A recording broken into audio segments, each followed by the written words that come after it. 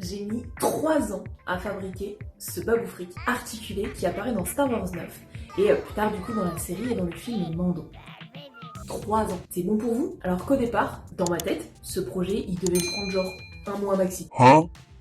Je pensais vraiment que j'allais juste faire une petite sculpture tranquille, un moule, un tirage silicone, un petit peu de peinture et terminer bonsoir. Sauf que, spoiler, absolument rien ne s'est passé comme prévu. Mais aujourd'hui, il est enfin terminé et je vais pouvoir vous raconter toute cette aventure catastrophique. C'est la Aricia du montage, juste un petit message pour vous prévenir que la vidéo est un peu un hybride entre une vidéo où je vous montre des captures d'écran des stories, comme j'avais fait pour la vidéo de la table, et des phases réellement filmées et prévues pour être montées dans la vidéo. Voilà. Avant toute chose, il va surtout falloir que vous compreniez à quel point j'ai été naïve. Alors, si vous avez déjà vu la vidéo de la fabrication de notre table de givre et de wargame que je vous mets juste là, de toute façon, vous le savez déjà. J'ai donc lancé le projet en février 2023. Vous avez vu, je vous ai fait une frise et tout. À ce moment-là, je rencontrais déjà le premier problème. À la base, j'avais prévu de ne sculpter que la partie haute du corps de Babou Frick parce que je pensais qu'il avait genre une espèce de pantalon qui cachait ses jambes. Sauf qu'en fait, Non. il est quasiment cul nu. Sauf que ça, je m'en suis rendu compte après avoir déjà bien avancé la sculpture du torse. Évidemment, c'est pas drôle. Et surtout, comme j'avais prévu de ne faire que le torse, j'avais pas prévu de structure rigide qui permettrait donc du coup de tout maintenir. Et croyez-moi, ça va devenir très important par la suite. Genre vraiment très très important. Donc forcément, je reprends absolument toute la sculpture depuis le début pour transformer le projet non pas en torse mais en corps complet. À ce moment-là, je peux enfin commencer à bosser les proportions, les textures, les plis, les rides, etc. pour la peau et tout. Et ce qui aurait dû me mettre la puce à l'oreille, c'est que j'ai pété 2 outils déjà en faisant. Dont un outil qui me servait précisément à faire les ridules de peau. Et que sur une créature comme Babou Frick, pour le coup, c'est à peu près 80-90% du travail de texture. Voilà. Yes. Après avoir assemblé le haut du corps et le bas du corps, les vrais problèmes ont commencé. Déjà, la sculpture tombe une première fois. Sur le coup, rien de grave, on répare et ni vu ni connu. C'est chiant mais c'est pas grave. Par contre, il y a un autre problème qui n'a pas tardé à pointer le bout de son nez. C'est que je suis pas spécialement une merveilleuse sculptrice de talent et qu'en plus de ça, faire des pieds, c'est un enfer. J'ai galéré. Déjà, no king shame, hein, mais c'est affreusement laid des pieds. Mais alors surtout, est-ce que vous avez vu les siens? Et pour en rajouter une couche, le jour où je termine enfin les pieds, la figurine retombe. Encore. Sauf que le problème, c'est que cette fois-ci, les dégâts ils commencent à être vraiment sérieux. Et là, j'avoue, ça a été mon premier achat. 4 mois. J'ai abandonné le projet pendant 4 mois. Au final, je reprends le projet quasiment 1 an après l'avoir commencé, en mai 2024. Et du coup, à ce moment-là, je prends un petit peu de recul, je regarde les chevilles de la sculpture et tout, oui, je comprends pourquoi ça tenait pas. Les pieds, ils étaient beaucoup trop fins en fait pour supporter le poids complet de la sculpture. Et surtout, vous vous souvenez quand je vous ai dit que de ne pas avoir prévu en amont une structure interne à la sculpture allait poser problème? Ça va devenir très important par la suite. Bah voilà, c'est là, c'est maintenant les problèmes. Hein. Parce que, clairement, si j'avais fait une structure en fil de fer fixée à mon socle, il n'y aurait eu aucune chute répétée. Aucune!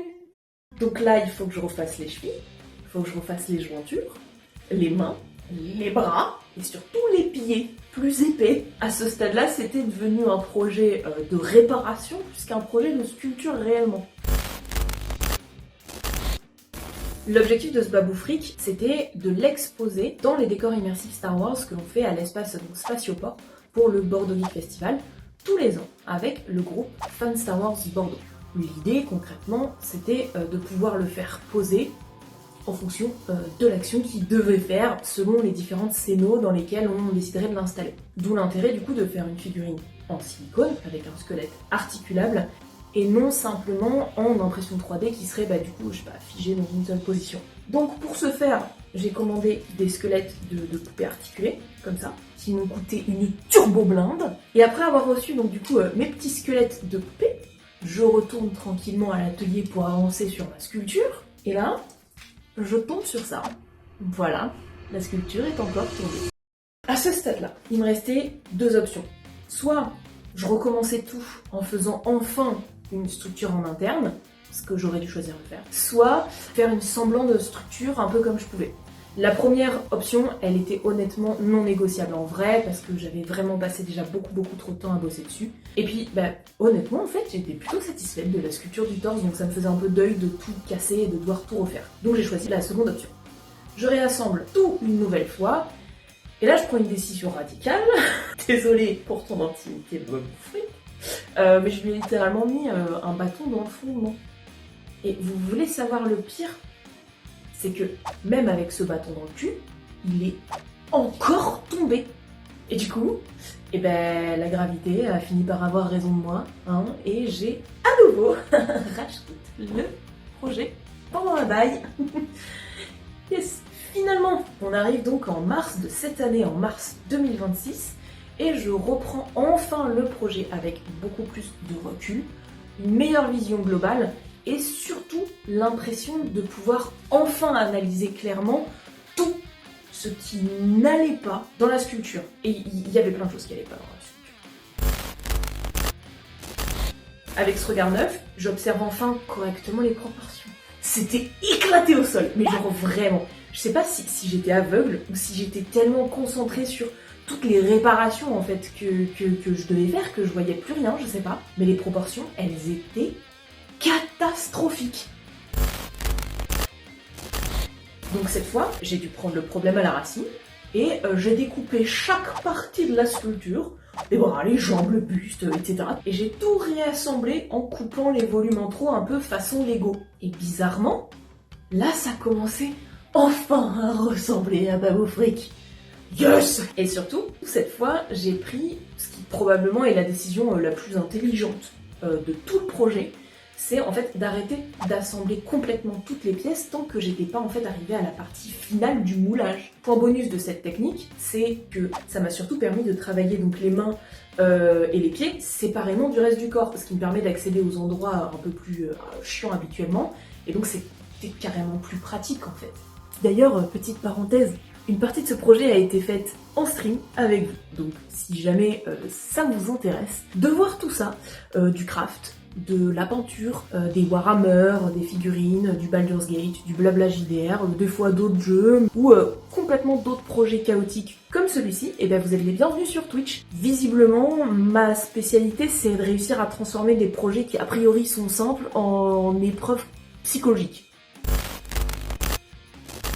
Donc, le temps passe, on arrive enfin en avril 2026, et l'objectif maintenant c'est de terminer absolument Babou Frick pour la scénographie du hangar Hydroid de l'espace Star Wars du Bordeaux Geek Festival qu'ont imaginé donc Rivage Cossard, Rémi et Jimmy pour le 23 et 24 mai.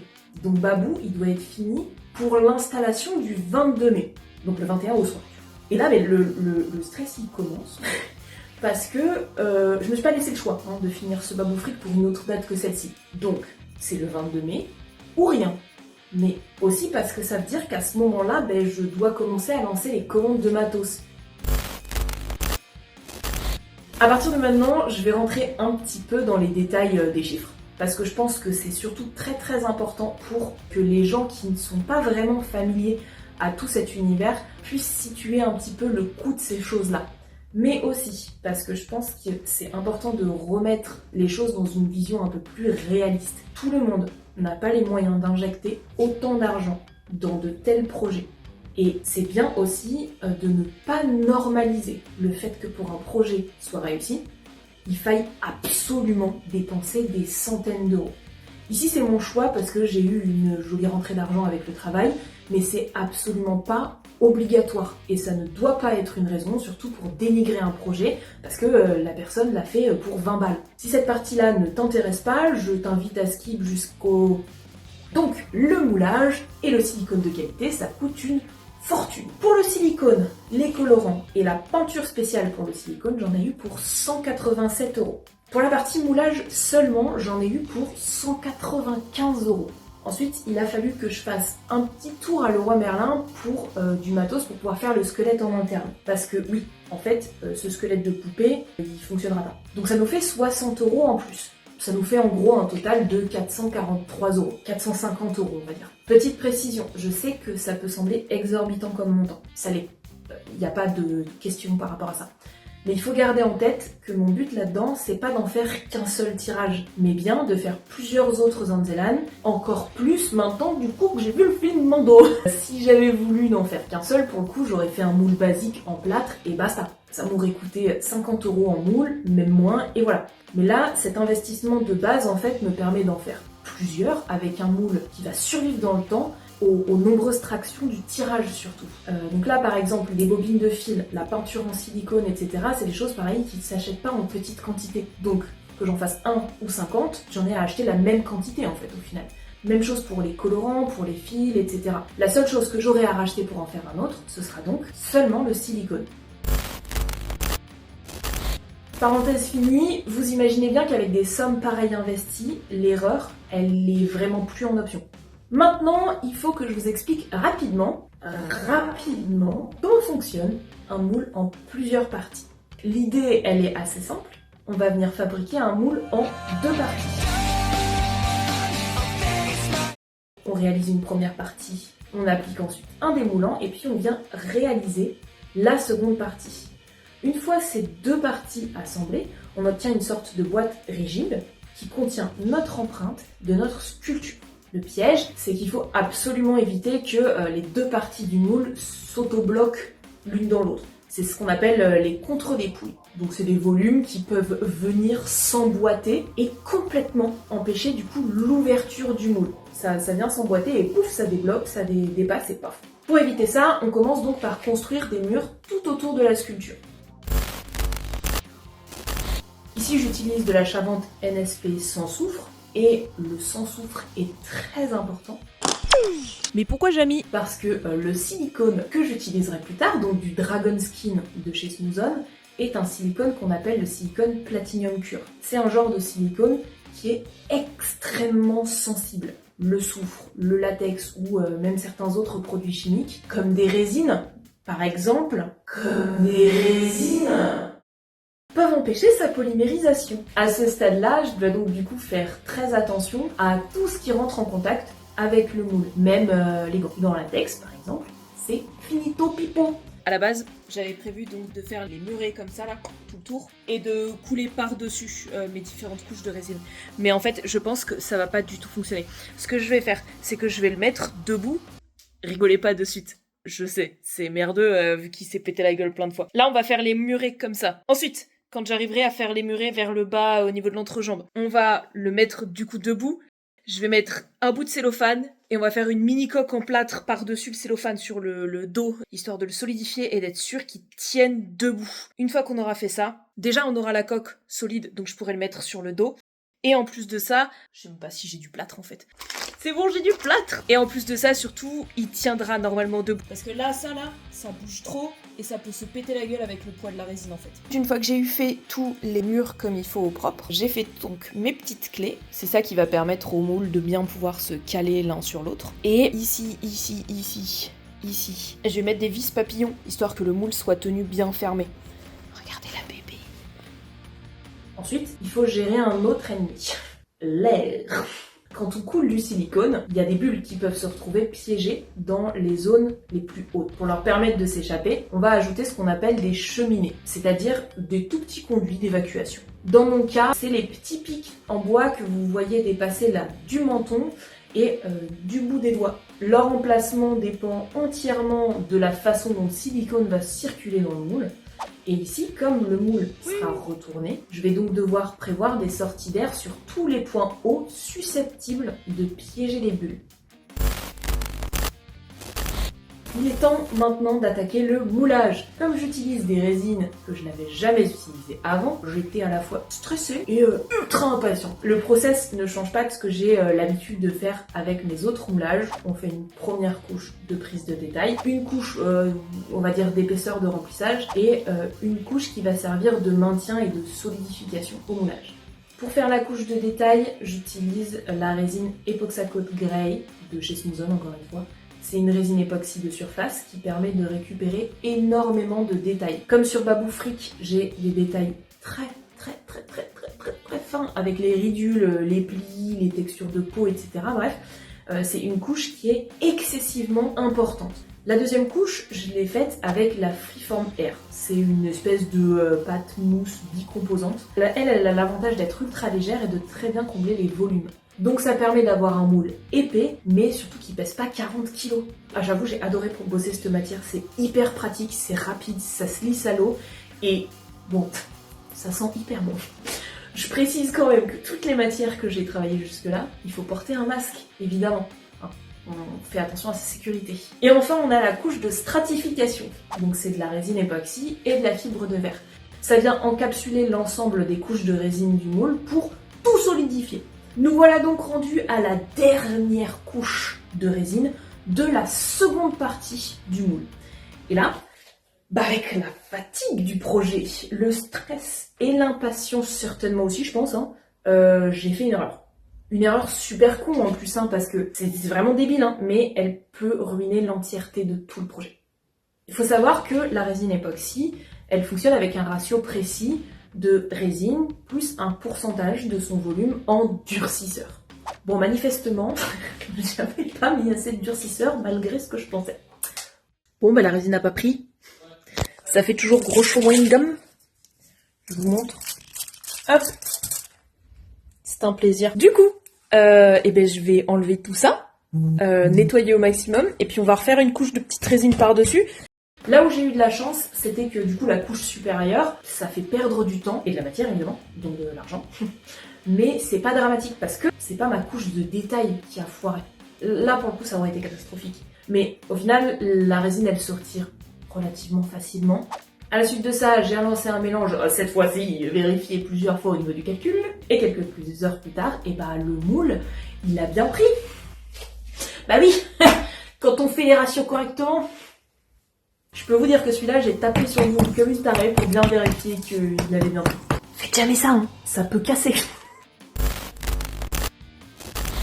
Ensuite, pendant que tout sèche, moi je commence à travailler sur le costume, parce qu'évidemment il va pas se trimballer tout nu. Donc lui il a des petites pièces d'armure, des pièces de costume, etc. Et surtout, le BGF approchant très dangereusement, chaque heure gagnée devient importante, évidemment. Alors j'allais dire qu'on allait attaquer la phase la plus stressante du projet, mais en fait je crois que chaque phase à l'heure actuelle est la phase la plus stressante du projet. Donc on attaque une phase tout aussi stressante que le moulage, même sans doute un peu plus, le démoulage. Moi j'adore cette étape. Elle est chiante, mais j'adore cette étape. C'est à cette étape, en gros, qu'on voit si la phase de contre-dépouille a été bien réfléchie ou non, et si surtout des bulles se sont fichées ou pas dans la couche de détail. On a dû s'y mettre à deux, pendant 30 minutes, pour réussir à l'ouvrir. Parce que pour le coup, les deux clés que j'avais faites sur le bas, elles étaient vraiment très justes. Et je pense que si je les avais faites un poil plus hautes, pour le coup, elles auraient bloqué le moule. Donc, ouais, j'ai eu de la chance. Mais par contre, je peux vous dire que ça valait toute la sueur qui a coulé pendant tout le long de la fabrication du moule et de l'ouverture du moule, parce que le moule, il était parfait. Enfin, en vrai, non, il y avait 2-3 endroits qui étaient pas méga clean, comme la fissure au poignet qui s'était pétée, et il y a eu une grosse bulle au niveau du bas de l'entrejambe. Mais l'avantage, c'est que ça, c'est rectifiable hyper rapidement. Vous imaginez pas le soulagement que ça a été de voir le moule aussi réussi. Déjà parce que je testais des nouveaux produits et des nouvelles techniques du coup, mais aussi parce que c'était si cher. J'avais ni le temps, ni les moyens en fait de refaire un moule, tout simplement. De toute façon, une fois que j'avais démoulé, que le moule était ouvert, la sculpture elle était niquée. Donc dans tous les cas, ça aurait été impossible de refaire un moule, dans tous les cas. Voilà. Je vous ai vaguement parlé du squelette à l'intérieur. À la base, j'avais prévu d'utiliser un squelette de poupée articulé, donc avec des petites rotules comme ceci. Sauf qu'en réfléchissant 5 minutes, mon idée géniale, en fait, semblait débile. Parce que le silicone, c'est visqueux certes, mais c'est quand même suffisamment liquide pour venir se glisser à l'intérieur des rotules, avant même de polymériser. Et qu'une fois que c'est polymérisé, ça bloque les dites articulations, en fait, tout simplement. Voilà, donc il serait bloqué comme ça. Donc retour à la case départ, et à la place, j'ai donc choisi de faire un squelette en fil de fer, comme dans les films d'animation et de stop motion. J'ai utilisé 2 épaisseurs et rigidités de fils différentes, parfois enroulées en plus de fils de couture, et pour certaines zones rigides comme le bassin, la tête ou le torse, j'ai ajouté de la pâte époxy bicomposante par-dessus. Mais comme le silicone est une créature infernale, ultra sensible, on l'a déjà précisé, il faut tout tester. Chaque pâte, chaque matériau, chaque produit. Et pour le coup, heureusement que je l'ai fait. Parce que sur les 2 pâtes époxy que j'avais achetées, que j'avais prévu d'utiliser, il y en avait une qui inhibait totalement le silicone. Du coup, fun fact, la pâte Patex inhibe le Dragon Skin. Alors que la pâte Axton, qui est 2 fois moins chère, fonctionne parfaitement. Voilà. Il était temps maintenant de passer à l'étape la plus stressante du projet, à une étape stressante du projet, le vrai tirage en silicone. J'ai donc teinté la masse de mon silicone couleur chair et puis j'ai fait une première couche de prise de détail là encore, appliquée au pinceau pour aider le modèle à ne pas faire de bulles. Et puis quand ça commence à figer, on place le squelette, on ferme le moule et arrive l'étape la plus stressante. Super drôle. Bon, la coulée réelle du silicone. Le problème que j'ai rencontré ici, c'est que le Dragon Skin, comme c'est 2 produits à mélanger, ça fait forcément des bulles. Donc il faut le passer dans une chambre sous vide pour le dégazer. Et la mienne est très petite. Voilà. Et on peut y mettre que des pots d'environ 200 grammes de silicone max dedans. J'ai eu besoin d'un petit peu plus d'1 kg de silicone pour faire tout le baboufric. Donc au total, 5 fois 200 grammes de Dragon Skin. Il met 5 heures à prendre à cœur, mais il épaissit en 20 minutes. Ce qui nous laisse très peu de marge de travail pour pouvoir peser, teinter, dégazer et couler le silicone dans le moule avant que ça n'épaississe pour remplir les zones, les accès des bras et des doigts. Une fois que j'ai eu fini de couler tout le silicone, déjà c'était juste avec la quantité que j'avais achetée, mais surtout je m'étais déjà faite à l'idée que le lendemain j'allais passer des heures à réparer et à remplir les doigts et les bras, à faire des réparations, etc. parce que le silicone il était tout simplement pas remonté jusqu'en haut des bras en fait. 5 heures plus tard, c'est le moment de vérité. J'ouvre le moule. Et là... Oh putain non, ça a tout bien pris. Oh, j'ai envie de chialer. Tout est parfait. Pas de bulles. Le silicone a bien coulé partout. Genre les mains sont remplies. Le visage il est propre et tout. En vrai, j'avais envie de chialer en voyant ça. J'étais tellement soulagée de voir que j'avais pas fait de conneries, que tout avait bien fonctionné et tout, et surtout que j'avais pas de retouches autres que les retouches normales d'un tirage en silicone à faire donc le lendemain matin. Il y avait un seul petit défaut au niveau du poignet, là où il s'était fissuré lors du moulage, et aussi malheureusement le squelette qui avait quand même un petit peu bougé quand même dans le moule. Le problème c'est que du coup il n'était pas exactement centré, et donc certains doigts ils sont pas posables jusqu'au bout. Et, ah oui, et aussi il y a 2 endroits où le fil de fer il a transpercé la fine couche de détail de silicone. Ensuite, la prochaine étape, c'est donc de couper la petite peau qui dépasse sur le bord du tirage et de retravailler un petit peu les jointures entre les 2 parties du moule du silicone. Vous voulez savoir ce que c'est le mieux dans cette figurine, outre le fait que effectivement les mains fonctionnent, les bras fonctionnent, les jambes aussi, c'est qu'il tient debout tout seul. Genre, il tient debout. Ça, c'est ma revanche sur toutes les fois où la sculpture elle est tombée pendant toutes ces années. Et maintenant, on arrive au moment de la peinture. Nous sommes mardi, quelques jours avant le BGF. Alors le silicone, c'est un peu chiant, parce que seul le silicone adhère au silicone. Donc pas question du coup d'utiliser de l'acrylique, ou de la gouache, ou de l'aquarelle, etc. Mais de la peinture spécifique. Ici, je vais utiliser la Psychopaint de chez Smooth On. Pour pouvoir l'utiliser, on la dilue avec du solvant. Et c'est là qu'il faut faire vraiment attention, parce que ces solvants sont pas bons du tout pour la santé, parce que souvent c'est des dérivés de pétrole, voilà. Donc on porte un masque encore une fois, voilà. Pour le solvant, pour ma part, j'utilise le Novox parce que c'est le solvant de chez Smooth-On. Et petit truc que je trouve cool par rapport aux autres types de peinture, c'est que là, pour le coup, ça se travaille par superposition de voiles translucides. Donc, on peut faire des effets hyper cool avec des rougeurs sur le dessous, puis la teinte de la peau au-dessus, etc. Et moi, je débute. C'est la première fois que je peins du silicone. En vrai, c'est la deuxième, j'avais fait un requin pendant mes études de FX, mais je vous trouve plus la photo, c'est dommage. Mais surtout, lui, je l'avais peint au pinceau, parce que j'avais pas d'aérographe, et que mon école n'en prêtait pas à ceux qui avaient pas les moyens de s'en acheter en plus des frais de scolarité.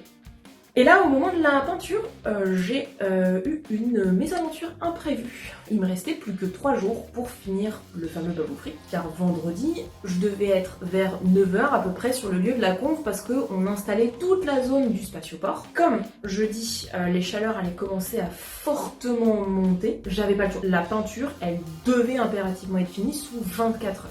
Donc je me retrouve le mardi soir à devoir attendre que le soleil soit complètement couché parce que sa lumière projetée dans l'atelier, elle était surtout beaucoup trop vive et trop teintée pour me permettre de voir mes couleurs et donc mes mélanges. Et comme la colorimétrie ce n'est pas mon fort, autant vous dire que j'étais moyen chaud de mettre des bâtons dans les roues supplémentaires. Par contre, j'ai découvert une astuce incroyable.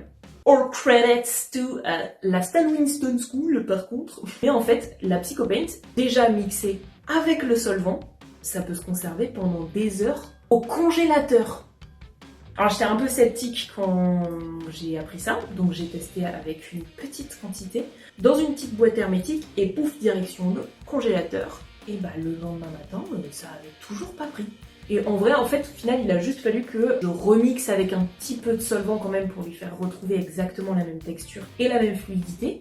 Mais ça passait nickel dans mon aérographe. Et après ça, ça a pris aussi vite que la Psychopaint fraîche que j'avais fait à côté pour faire les autres couleurs. Et surtout, on avait le même rendu une fois que c'était bien pris. Ça m'a permis de préparer une plus grosse quantité et de prélever un tout petit peu à chaque fois pour la teinter avec la nouvelle couleur. La prise du silicone, elle peut être accélérée ou bien ralentie avec du froid ou du chaud. Donc le congélateur, ça aide à ralentir la prise du silicone, mais l'ajout du solvant permet au mélange de ne pas congeler parce que le seuil de congélation du solvant, il est excessivement plus bas qu'un congélo domestique. Pour info d'ailleurs, là, le Novox que j'ai ici, ça congèle à, tenez-vous bien, moins 68 degrés. Donc c'est pas avec les moins 15 ou moins 20 de ton congélateur de la maison que ça va congeler. On est maintenant rendu le jeudi matin. J'ai ma deadline à 20h car le soir je vais enfin au ciné pour aller voir le nouveau film de Mando. Parce qu'il est hors de question que je rate cette séance, étant donné que pour finir Babou Frit, j'avais déjà dû renoncer à sortir mon costume de Mando avec les copains de fans Star Wars pour animer le ciné mercredi sur la sortie officielle du film. Donc j'avais environ 10 heures pour faire le flocking, apprendre à faire du hair punching, les couper et les coiffer comme il faut. Et aussi effectivement l'habiller entièrement et faire des potentielles finitions ou retouches. Pour la partie barbe très court, juste là, j'avais décidé d'utiliser une machine à floquer. En gros, t'appliques ta colle, tu mets ton floc dans la cuve, tu connectes la partie métallique et tu lances la machine. Elle va tout simplement faire passer un léger courant électrique dans la pince métallique qui va passer dans l'humidité de la colle et permettre au floc, grâce à l'électricité statique, de venir se planter tout droit sur la surface. C'est génial. C'est génial pour faire de l'herbe, du poil court, etc. Mais la nuance que vous avez peut-être eue, c'est qu'il faut de l'humidité pour que le courant passe. Autant avec de la colle type Cléopâtre, PVC, etc. ça fonctionne super bien parce qu'il y a de l'eau dedans. Autant avec la Psychopaint ou le silicone, ça fonctionne pas. En tout cas, moi, j'ai pas réussi à le faire fonctionner. Apparemment, c'est censé fonctionner, mais bon. Donc tant pis, on va tout faire au air punching. Pour vous expliquer rapidement ce qu'est le hair punching, en gros on a un minuscule crochet, on vient attraper un poil et puis le planter dans le silicone avec le crochet. Faut bien faire attention à l'orientation du crochet quand on le plante dans le silicone parce que c'est ça qui va déterminer le sens d'implantation du poil. Et sachez que ça a l'air méga chiant dit comme ça, mais en vrai j'ai adoré. Genre j'ai kiffé, vraiment, de ouf. Je ne m'attendais pas du tout à aimer, je pensais réellement que ça allait être interminable. En fait, finalement, c'était trop cool. J'arrivais même plus à m'arrêter. J'ai même dû retirer certains des poils que j'avais mis. Parce qu'en fait, ça faisait trop de volume, ça faisait trop volumineux, je m'arrêtais plus. Et puis voilà. Bon, outre le fait de découvrir que j'aimais beaucoup faire ça, j'ai aussi découvert que j'étais très nulle en coiffure. J'aime pas coiffeuse. Allez, la photo, c'est cadeau. Aussi, j'ai découvert qu'utiliser les poils d'un pinceau parce qu'on a la flemme d'aller acheter des poils naturels, ça fonctionne ok, mais c'est pas fou quand même. Ça aurait eu bien plus de gueule avec des poils naturels. Mais ça, je m'en suis rendu compte le jeudi midi, donc il était bien trop tard pour aller faire un tour en ville et trouver un magasin qui pourrait vendre ça. Et aussi j'avais la flemme. Tant pis, écoutez, qu'est-ce que vous voulez, quand j'aurai le temps et un peu plus de budget supplémentaire, j'enlèverai tous les poils et je me ferai une petite session de punching avec des poils naturels. Et voilà, 3 ans pour finalement arriver à ça, cette petite bouille. En vrai, même si le projet il m'a fait souffrir psychologiquement, je suis ultra fière du rendu. Mais vraiment, j'ai pris conscience que des fois si on n'arrive pas à avancer sur un projet, en fait c'est ok de prendre du recul et d'y revenir quand on aura plus de temps. Je vous ai pas mal parlé des erreurs que j'ai fait parce que derrière chaque projet de ce genre, il y a toujours énormément de ratés. Et des fois avec les réseaux sociaux, on a tendance à pas les montrer. Et maintenant, écoutez, c'est le moment que vous attendez peut-être tous ici. En tout cas moi c'est le moment que j'attends. Babou Frick qui trouve enfin sa place dans la scénographie du hangar à droïdes avec les incroyables créations de Jimmy, de Rina Schlossar, de Rémi, de Deadpool, de Choubi et de tout le groupe de fans Star Wars Bordeaux. Merci d'avoir regardé la vidéo jusqu'au bout.